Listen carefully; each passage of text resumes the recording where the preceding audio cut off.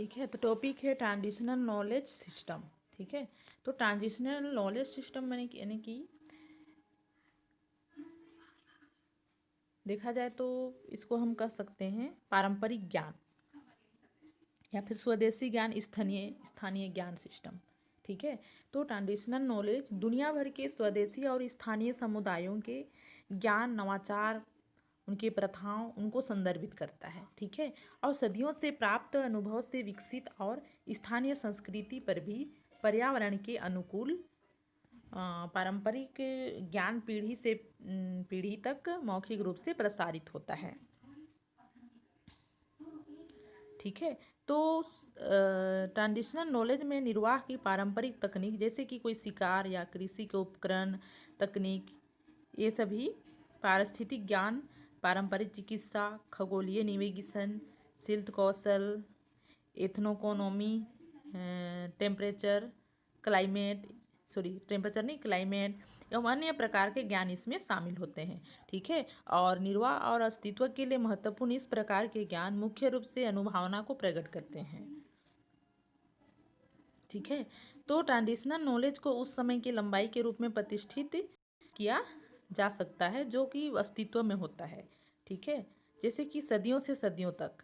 तो प्राकृतिक परंपरा में बड़ी संख्या में विद्वानों का अध्ययन दर्शाता है कि ट्रांजिशनल नॉलेज एक प्राकृतिक श्रेणी नहीं है, किंतु यह दावा किए गए पूर्वजों या विरासत के पालन के बजाय भूमि, संसाधन, सामाजिक नियंत्रण इत्यादि शक्ति के लिए एक संघर्ष या संबंध को प्रतिबंधित कर सकता है। ठीक है। आगे देखते हैं इसका कैरेक्टर क्या होता है।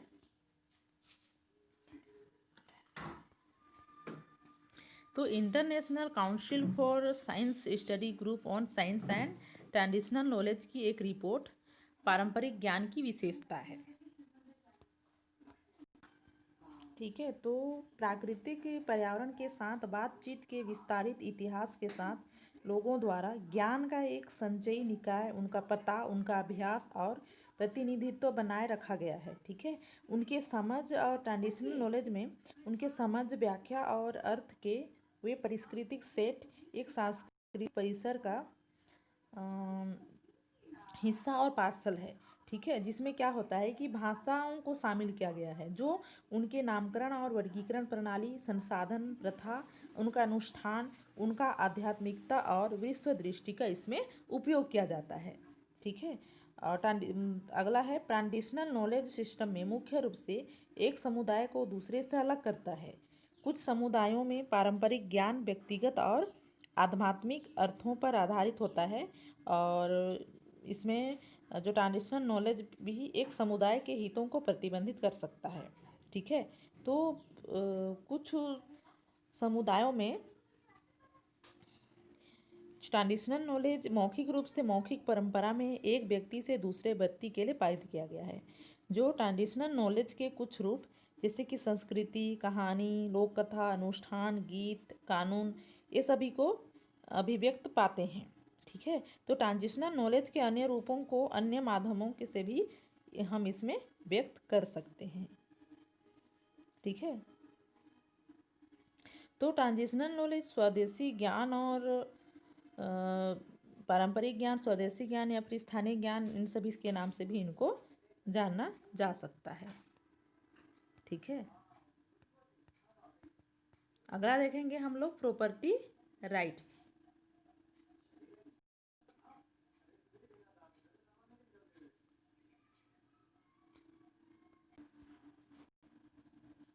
तो प्रॉपर्टी राइट्स में अर्थात की बौद्धिक संपदा अधिकार, इसके यह व्यापार संबंधित पहलुओं पर विश्व बाजार संगठन समझौते को अपनाने के साथ और भी अधिक दबाव बन गया है। ठीक है।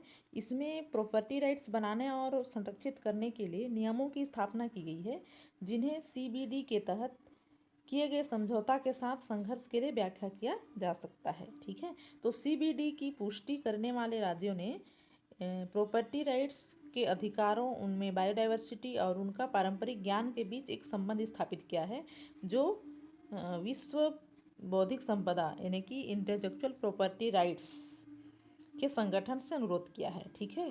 तो जिसको बोलते हैं WIPO, ठीक ना। इस काम की शुरुआत 1919 में एक तथ्य खोज मिशन के साथ की थी, जो जैव विविधता के जुड़े मुद्दों और ट्रिप में अंतर्राष्ट्रीय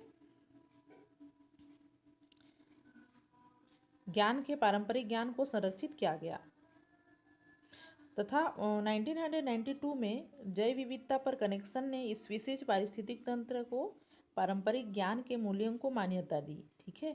इसके उपयोग और इनके भाषा विनिमय को इसमें शामिल किया गया है, जो इसमें बहुत ही जल्द ही आग्रह किया गया था कि इन प्रावधानों को लागू करने के लिए इंटेलेक्चुअल प्रॉपर्टी राइट्स समझौतों की में संशोधन की आवश्यकता हो सकती है,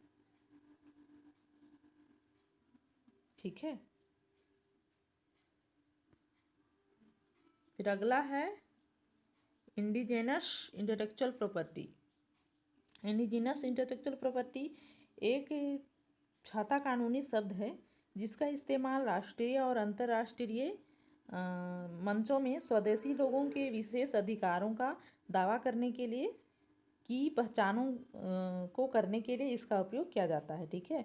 जो उनके स्वदेशी समूहों को अब पता है या यह पता चल जाएगा, ठीक है, कि यह एक अवधारणा है जो मुख्य रूप से पश्चिमी कानूनी परंपरा से विकसित हुई है, ठीक है। और विश्व इंटेलेक्चुअल प्रॉपर्टी राइट्स संगठन द्वारा कुछ पदोन्नत किया गया है, जो विश्व की स्वदेशी एवं उनकी विविध संपत्ति को देखने के लिए एक सामान्य संयुक्त राष्ट्र ने धक्का के हिस्से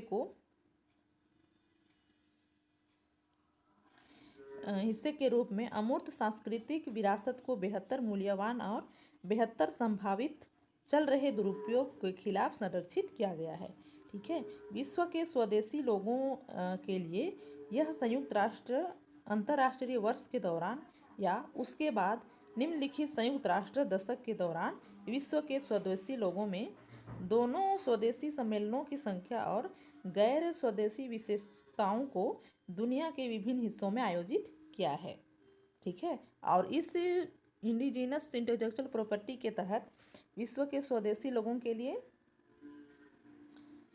इसमें स्वदेशी सम्मेलन की संख्या और उनके गैर हिस्सों में जो आयोजित होता है उसके थ्रू स्वदेशी इंटेलेक्चुअल प्रॉपर्टी राइट को पहचानने, उनको समझाने, उनको बहिष्कृत करने और परिभाषित करने के लिए कई सारी घोषणाएं भी इसमें सम्मिलित किया गया है, ठीक है। और इसमें कुछ संगठन दिए गए हैं जिसमें WIPO के तहत, तो इनके तहत भी इनको लागू किया गया है, ठीक है। उसके बाद अगला है ट्रेडिशनल कल्चर एक्सपीरियंस, ठीक है। तो इस ट्रेडिशनल कल्चर एक्सपीरियंस के तहत इसमें जो वाक्यांश पारंपरिक सांस्कृतिक की अभिव्यक्ति का उपयोग विश्व इंटेलेक्चुअल प्रॉपर्टी राइट्स संगठन द्वारा किसी भी प्रकार की कलात्मक और साहित्यिक अभिव्यक्ति को संदर्भित करने के लिए इसमें किया जाता है, ठीक है। और इसमें इस कल्चरल में क्या होता है कि पारंपरिक सांस्कृतिक और ज्ञान को इसमें साथ में सन्निहित किया जाता है, जो क्या करता है एक पीढ़ी से दूसरे पीढ़ी तक प्रेषित होता है, ठीक है। और इसमें हस्त निर्मित वस्त्र भी इसमें इस कल्चर में शामिल किए गए हैं, जो जैसे कि पेंटिंग, कहानी, समारोह, संगीत, गीत, लय और नृत्य, इन सभी को ट्रेडिशनल कल्चरल एक्सपीरियंस में सम्मिलित किया गया है, जो कि लागू किया जाता है, ठीक है। अर्थात देखा जाए तो जो ट्रेडिशनल नॉलेज सिस्टम है इसमें कोई भी स्वदेशी साहित्यिक ज्ञान इन सभी को इसमें सम्मिलित किया गया है।